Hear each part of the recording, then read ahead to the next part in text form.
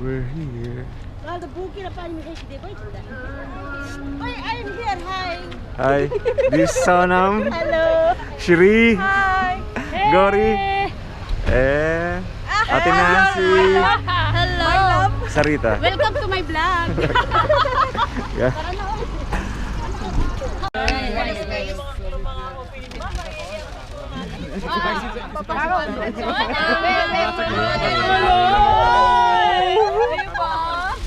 Tandin. Hi. This is Tandin. Ano ba yan? This is Jen. Sunil. Sunil. How are you? Yeah, bro, I'm good. Kamod. Sala. Ramsia. Ah, bebe. This is Ramsia. Sala. How are you?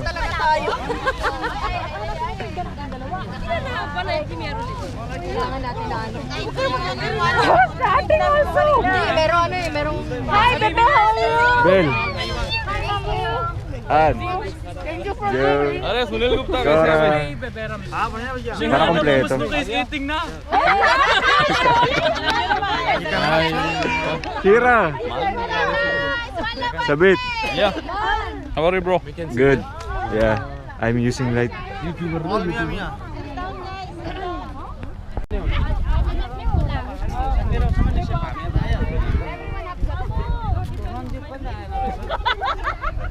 Who doesn't have plate?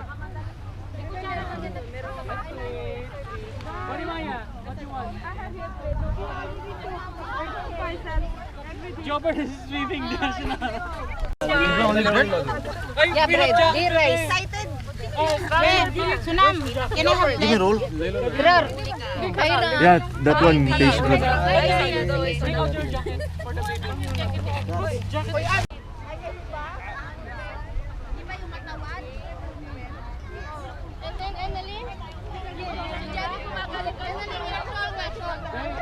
Parang maganda dito yung kasi ito na yung kasi pag ito so Bro, now very nice view, no? Yeah. This always the sunrise there. Lights done. Side view light so that Bill will not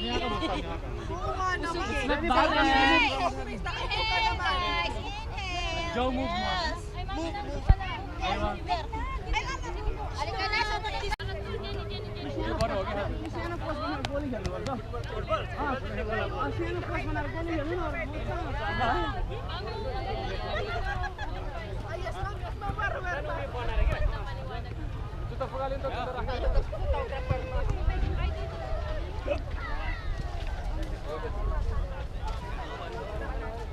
Hi, Sunil.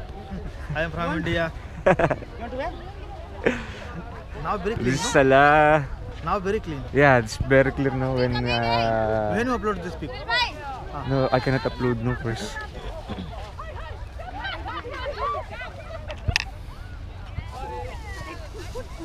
अच्छा रहा है? Dosa? Yeah. Guys! 1, 2, Your head 3. little bit down, sister. One more. Yeah, okay. 1, 2, 3. One more.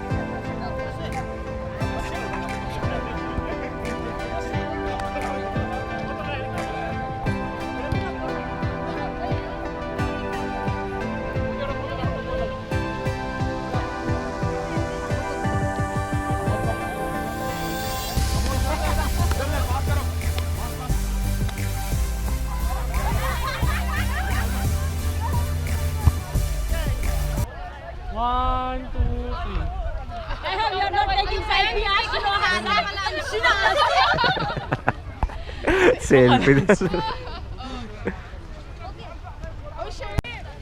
Uwian na. Hindi pa uwian. Nagliligpit na pala. Ito yung dadalhin mo ha. Pero sa Wala kayong dalang... Ano, maraming plastic boy. Ayun o. si Mark na yung taga-picture. Diretso nyo na sa tayo para wala. Morning ka, Mark? Morning? Yes. Ito yung binabitin mo. Bukas duty niyan. Walang niya. Ngayon mamaya. Oh. Ay, Friday na pala ngayon. Oh. Mark, ikaw na bahala dyan ha. Wala ka namang bitbit yan. Mamayang... sige. Pagkain nyo. Pagkain ng morning shift. Pagkain daw ng morning shift. Pura, manahimik ka. Bakit? At saan mo ganito? Mukhang uuwi na. Nagliligpit na kami. Get together ng Team Daiya.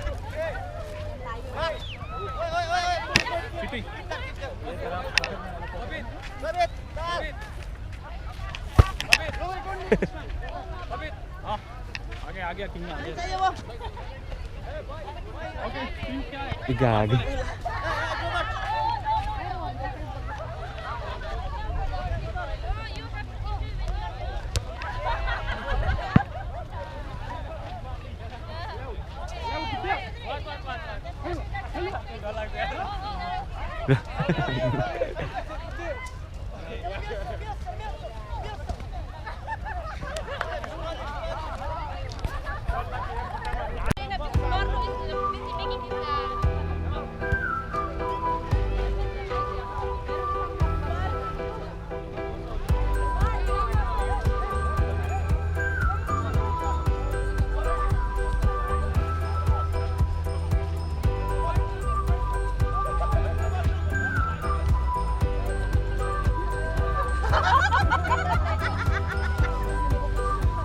Mask!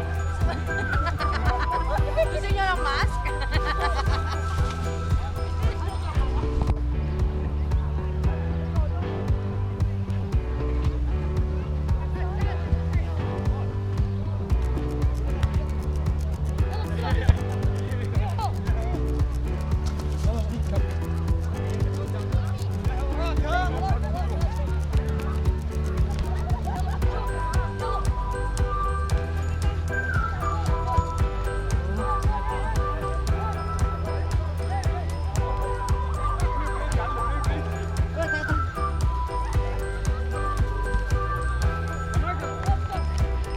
Lohig ka. Hindi ka alam kung paano laruin.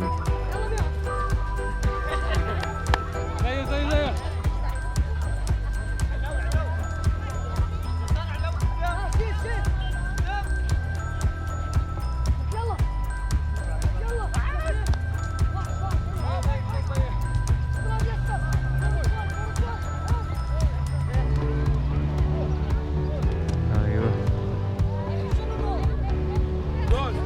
Again, thank you so much for coming. Even you're bringing your kids with you, some of your day, some of your coming from close to ship. Thank you so much. When I first saw you when I come in the restaurant this morning, I'm already emotional coming here. I know somehow you have prepared because someone had told you, no, you can come close and share. It's prepared already. I'm sorry that I will ruin your plan, but thank you so much. What Patrick said that yes, it was not an easy decision resigning, but I come into a realization that it's not always after the money, it's not always after the position. Every one of you knows how much I work hard for this position because I know this will bring more money on my pocket. It will bring more money that I can give to the family because I'm the only one supporting everyone. So I'm thinking, if I'm going to resign, what will happen to them? But I didn't realize, when a little bit younger, I don't even have anything on my hand. I don't even have even 1 peso saving in my pocket.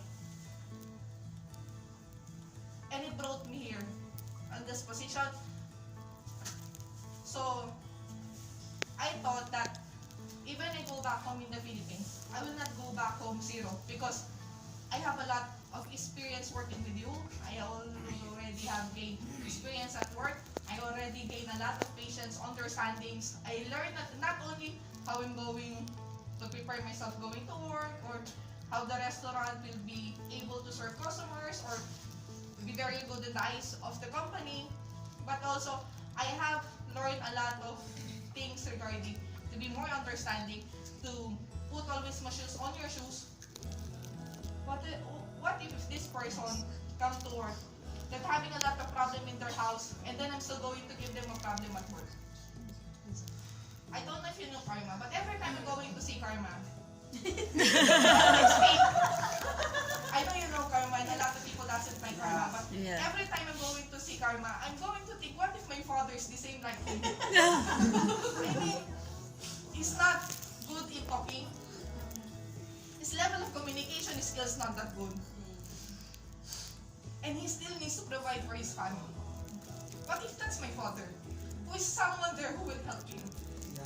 Who will be that someone who will understand the struggles of a father to bring food on the table?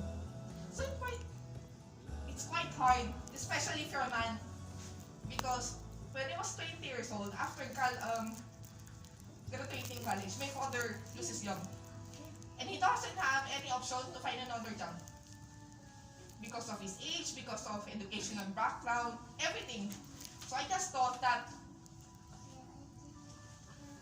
at that age, I need to support the whole family, and I was very thankful that God provided me everything that we needed. It's not really too much money, but somehow to have a daily, to go through in daily life. So again, what I'm always wanted you to feel is always think on put your shoes, especially those in position, always put yourself on the shoes of other people, because you don't know what journey they have been through. Maybe some of you wanted to go home, but you cannot go home because maybe financially we're not ready. I'm not saying very ready. I'm not very ready. I'll be very honest with you. Okay? I'm not very ready, but I know that my kids needed me this time. Okay, the whole family needed me this time. It's not all about money. It's a decision that was being made with everyone. When I asked everyone, a member of our family, from my brother, my sisters, they always said, yes, you can go home. Because they know already that I've been here for a long time and been alone. Okay? What I'm telling to you is, please, while you're preparing yourself to get promoted here, while you're preparing yourself to develop yourself on this career, please develop also certain skills and knowledge outside the work. Okay? Because we only have 24 hours a day. Unfortunately, I spend around 12 hours at work. And I don't have time to develop myself outside work. You're still on your age, on your position, to find something beside the work that you have. Okay? So that when you go home, when you decided, when your heart is ready to go home, somehow you're prepared. Okay? So again, thank you so much for coming and for sharing with me a little piece of you with me. You know, during one of our online or virtual training, we were asked what we love working, what most we like working. Here in Racing Games, I answered, I like working with people from crew members to top management, because it's a different experience that you're sharing to me. It's a part of you. When you talk about your family, to me, I was always, I learned something from this person, how understanding they are, how resilient they are under current situation. Me, sometimes I will tell, how they were able to surpass those things. I will always feel blessed that, Alhamdulillah, I didn't be on that situation, because I don't know what I will do. But for you guys to be on those positions, and you're still able to stand up and come to work with smile, it's really something. You should always be proud of yourself. That, you leave your family in your country, and it's not easy to be here. I will tell you, why one of the reasons I wanted to really go home is I doesn't like the idea of me crying every time I will go home. It's slowly eating me, and I'm not ready for that one. Okay? I thought to myself, see, yes, a lot of people would want big position, and they will think, why Snoopy decided to go home when there's a pandemic, when there's a lot of people who lose their job. She's still lucky she has the job. Yes, I'm very lucky I have the job. I'm very lucky I work with Racing Case. I'm very lucky I have worked with Alshai. I'm very lucky to work with all of you. But my kids deserve to have their mother at this moment. As I said, maybe I will not be able to earn the money I'm earning here, but my kids will have their mother. You know, my eldest son asked my husband, if Mama will go home, will she go back to Kuwait? My husband said, no, she will not go back again to Kuwait. And my son said, so finally I'll be having my mother. So you're the luckiest. yes. No. My kids, I hope, will feel they're the luckiest that I am their mother. Because while I doesn't like to be eaten by my own greed that, yes, I wanted this position, yes, I wanted this job. But on the process, I'm losing my kids. Okay? So when I come here, I just said I will just finish 2 years, 5 years. And then last year, I said, no, I will just finish 10 years. Upon my conversation with Mark Botay, 2017 I resigned, 2018 I resigned, 2019 I resigned. So now finally, after 4 years, yes, I'm resigning. Finally. So, yes. Actually, the plan was to bring my kids here last April, but because of this pandemic, I cannot bring the kids anymore. From here, I will just finish my 10 years, we will go in Canada. We already started the process, but things change. Who would know that there will be a pandemic? Okay? So again, what I really just wanted to share with you is, even your pocket is not ready, if your heart is ready, please go home. Okay? Do not think of what will happen to us. There is, you should think that one, but you're ready to prepare yourself on a journey wherein whatever situation you have, you will surpass it. Just pray. You know, I pray for it that I will go home. I know I shared some with you that for our religion, if you go on December 9 continuous night of going to church on morning, or we call it Simbang Gabi. Last year, even coming at work, you know December 11 years, right? Night So it's very masses. tiring. Even after that, I will come to work. I will come to the church, and at around 3:30 or 3:30 in the AM. My two prayers were, I need to be with the family, and at least give me small business in the Philippines. Thanks God, He answered my prayer. After 11 months, I'll be going home. Almost a year of waiting for that prayer. Okay, so again, please pray for whatever your heart desires. And one of the prayer that I also have is, if I go home, please ready the whole family in the Philippines that I'll be going home, because the lifestyle that they used to have now, I cannot give it anymore. Okay, so 16 year okay pa? Okay, so Christine, thank you so much. I know you're just crying, but I know how tough of you as a person. Please hold on in it. Whatever you've been going through, I know you're very strong. You will handle it. Okay? Just keep on praying.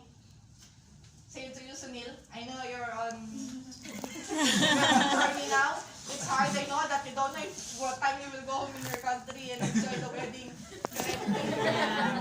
Okay? But pray for it. It will be answered on the right time. It will come on the right time. I hope Sarita is here so we can share with her. But I'm happy that she's very brave that she go home. But at least, no, you should say bye-bye. Bye, Snooki, I will go before you. But it's a tough decision for her as well, I believe. It's not an easy journey. Even those people who we used to work with before but leave the company already during this pandemic, you will understand. I'm telling to you, the anxiety that it has given me and some of you maybe, it's unbearable during lockdown period. Right? I don't know what happened with you during those times, but I'm very lucky that on those times I have someone, you know, praying with me as in even online, video call. So I hope you find someone with you like that. Because without her, even she's not here, maybe you know her. It was Janet who's been with me during those times. So she will even call me and we will have this Bible study. I'm not a very religious person, I'm sorry ha. But somehow it helped me to go through it. Okay? So please hold on your faith. Good things will come to each one of us. Let's just always do what is good. If always think what is the journey of other people. We don't have the same journey. Maybe your journey is different from mine. Maybe you experience more hardship than mine. Maybe I experience more hardship than you guys. But we are all here to felt everyone to be a family. Do not give a hard time to anyone. It's very difficult even to come to work and smile. Even you have your own things on your head. You will question your self, your worth a lot of times. Is still this the one that I want to do? Because when you're a little bit younger, you have more dreams in your mind, right? Yeah.